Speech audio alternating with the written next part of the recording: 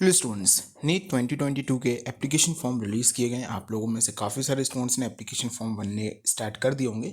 यहाँ पे जब इन्फॉर्मेशन बुलेटिन रिलीज़ किया जाता है तो उस इन्फॉर्मेशन बुलेटिन में काफ़ी सारी इन्फॉर्मेशन होती है, लेकिन मोस्ट ऑफ द टाइम हम केवल दो इन्फॉर्मेशन पे ध्यान देते हैं कि एग्जामिनेशन कब है और एग्जामिनेशन का एप्लीकेशन फॉर्म क्या फिल करना है।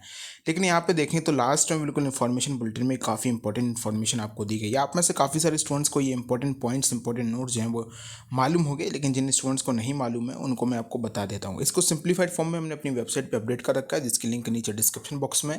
टेलीग्राम पे भी हम आपको बताते रहते हैं। टेलीग्राम का यूजर नेम ISPNEET2 है, उसको भी आप लोग ज्वाइन ज़रूर कीजिएगा।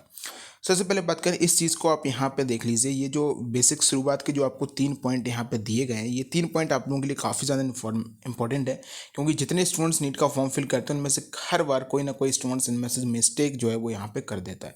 सबसे पहली बात है कि आपका एप्लीकेशन फॉर्म जो है वो नीट एंट्रेंस एग्जामिनेशन का ऑनलाइन मोड से ही फिल होगा। ये NTA हमेशा बताता है, इसका अभी आपको कोई और ऑप्शन नहीं है एंट्रेंस एग्जामिनेशन फॉर्म फिल करने का। आप नीट की ऑफिशियल वेबसाइट के अलावा किसी भी थर्ड पार्टी वेबसाइट से इन्फॉर्मेशन बुलेटिन या फिर एप्लीकेशन फॉर्म ना फिल करें, क्योंकि अगर आप दूसरी अदर वेबसाइट पर जाते हैं इससे सिंपली है कि आप ऑफिशियली नीट की वेबसाइट से फॉर्म फिल करें। सबसे इंपॉर्टेंट पॉइंट है आपके लिए ये चारों पॉइंट जो आप लोगों के लिए बेसिकली बहुत ही इंपॉर्टेंट है। कि सबसे पहली बात है कि आप कंफर्मेशन पेज का प्रिंट आउट अपने पास रखें, PDF फॉर्मेट में भी उसको सेव करके रखें, क्योंकि NTA ने एक डेडलाइन दे रखी है सितंबर तक की कि वहाँ तक आपके पास जो है जैसे कि एडमिट कार्ड जो आपका अवेलेबल रहेंगे। तो इसी तरीके से मैं आपको बताऊँ तो आप लोग हर एक चीज़ का, एडमिट कार्ड हो, रिजल्ट कार्ड हो या फिर आपका कन्फर्मेशन पेज हो, उसको PDF फॉर्मेट में अपने पास एक सिक्योर जगह सेव करके ज़रूर रखें।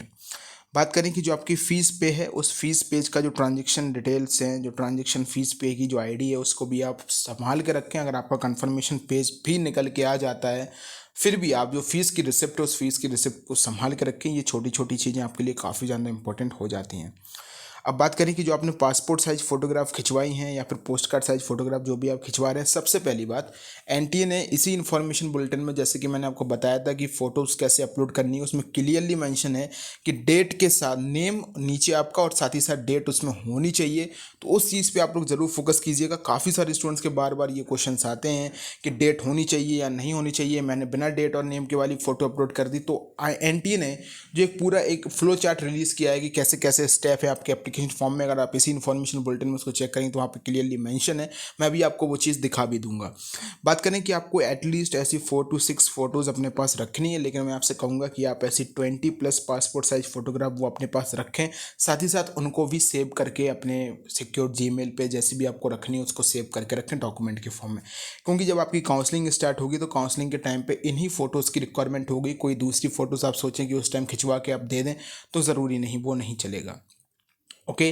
अब बात करें कि जो सेल्फ डिक्लेरेशन है जिन कैंडिडेट्स का, वो UT फिर जम्मू कश्मीर या फिर जिन्होंने 15% कोटा का है, तो ये चीज़ इसकी भी कॉपी जो है वो आप यहाँ पर रखें। सेल्फ डिक्लेरेशन आपको इन्फॉर्मेशन बुलेटिन में दिया गया है, तो उसको जैसे आप फिल करें और उसको अपडेट करें तो वो सेम सेल्फ डिक्लेरेशन, ऐसा नहीं कि आप सोचेंगे बाद में आप वापस से फिल कर लेंगे।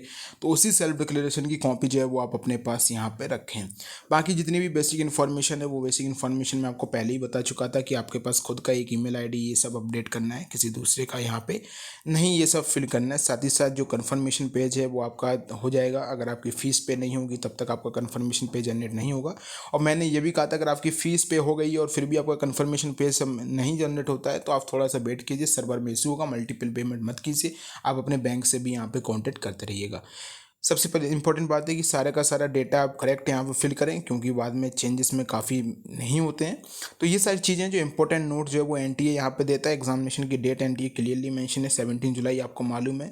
ऑब्जेक्टिव टाइप होगा, सिंगल स्टेज में एग्जामिनेशन होगा, एक कंटिन्यूस लेसन नहीं है कि आपको बीच में ब्रेक दिया जाएगा फिर आपका एग्जामिनेशन होगा। ये सारी की चीज़ें आपकी हैं। चलिए मैं आपको एक बार एक फ़ोटोज़ के बारे में भी आपको बता देता हूँ कि किस टाइप से फ़ोटोज़ जो हैं वो आपको यहाँ पे अपडेट करनी है। आपको फ़ोटोज़ की इन्फॉर्मेशन इसी इन्फॉर्मेशन बुलेटिन में दी जाएगी। आप यहाँ पे देख सकते हैं जैसे कि ये फ़ोटो है और यहाँ पे साफ साफ यहाँ पे नीचे मेंशन है कि किस टाइप की फ़ोटो आपको अपडेट करनी है। तो ये आपकी फ़ोटो है और यहाँ पे नीचे लिखा हुआ है कि candidate name with date of taking photograph. तो ये देखिए NTA ने ही यहाँ पे ये चीज़ को अपडेट कर रखा है। दोनों आपके पासपोर्ट साइज फ़ोटोग्राफ और पोस्ट कार्ड साइज फ़ोटोग्राफ में दोनों चीज़ें ये मैंशन है। तो आप इन चीज़ को ध्यान से रखिए, छोटी छोटी चीज़ों को आप ध्यान रखिएगा। बाकी अगर आपको कोई भी दिक्कत आती है तो आप हमसे कॉन्टेक्ट कर सकते हैं व्हाट्सएप पर, जिसकी लिंक मैंने आपको नीचे डिस्क्रिप्शन बॉक्स में दी हुई है। Thank you.